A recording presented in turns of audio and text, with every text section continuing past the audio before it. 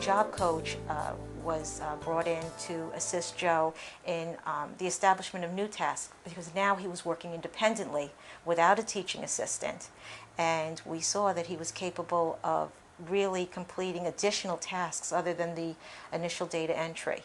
I mean, who knows? Maybe if Joe were in some other field, he'd be more or less successful. I don't know. Maybe this was a good fit for him, and that's Absolutely. why he's excelled so much. But I think, in terms of the schools, don't sell anybody short, because what the perception was at the outset as to what Joe was able to offer and what ultimately he has been able to offer, and again, as Michelle indicated, that's constantly growing, are light years apart.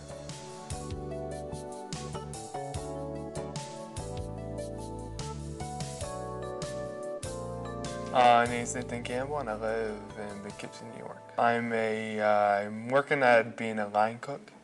I'm actually going to a culinary school to get more training on my cooking experience and become a professional chef. It's the same thing as a culinary school, only it's in a high school instead of a regular college. But it's the same, mostly the same bookwork. There's a lot of bookwork involved, a lot of writing recipes involved. You have to write down what you need within advance, like a week within advance. I remember Nathan very well. I don't think he had a clue about what high school was like, much less what was the next step going to be about. And so he went through those steps that I described to you.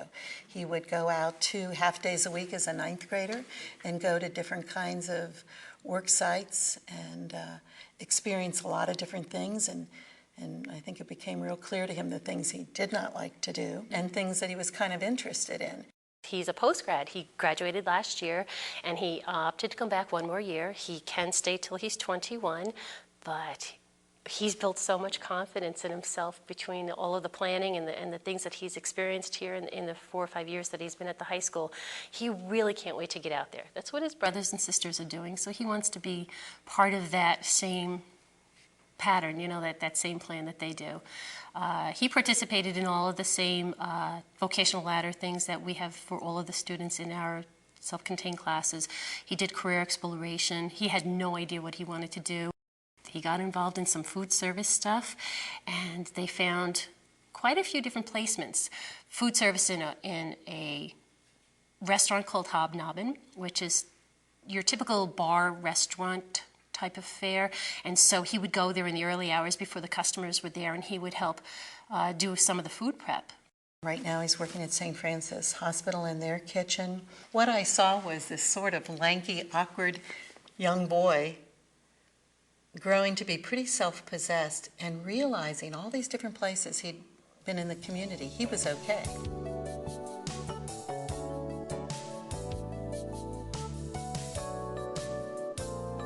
My name's Thomas Kirkpatrick. I live in Pleasant Valley, New York. Currently I attend Dutchess Community College, going into my 2nd year, and I've attained a GPA of roughly 2.9.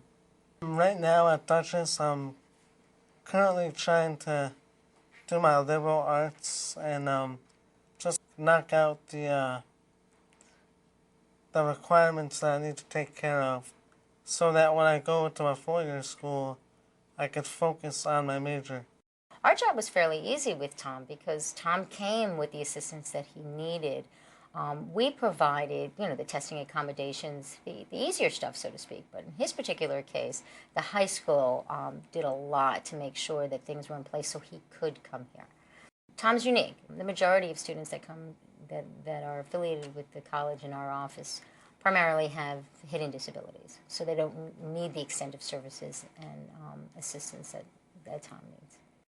Vested is paying, typically they would pay for the fees. They would pay for books, which can be very costly. They pay a portion of the tuition, perhaps. It depends on the level of funding that they give. It's almost on an individual basis. It's depending on who the counselor is and what the vocational outcomes are, and if they feel that college is the most appropriate placement. They're a great asset, and together with Vested with psychiatric disabilities, we have a supported education program. So we have a counselor on staff here who works for mental health that also aids that particular population with the emotional issues that impact education. So they get that as well as the academic supports, as well as some financial support. So Vested is one of our biggest aid for students. The book is called The Old Boys of Summer, 100 Years of Baseball. And I just started writing one day, and 5 pages turned into 10, and 10 to 20, and so on, and so forth. And, it got done recently, and it's about to be published. So I'm pretty proud about that, and excited, and, we'll see what happens. I think he'll be inspired to write more books if he has even a little bit of success with this first one. And I think he will have a little bit of success with the first one. But I'd like to see him be able to write the sports articles on a daily basis. Watch the game, write an article, and be able to have a market to sell that to. But who knows? Maybe he could start his own company where he has people that do that for him, and he can be in charge of the business end of it and some of the writing and editing.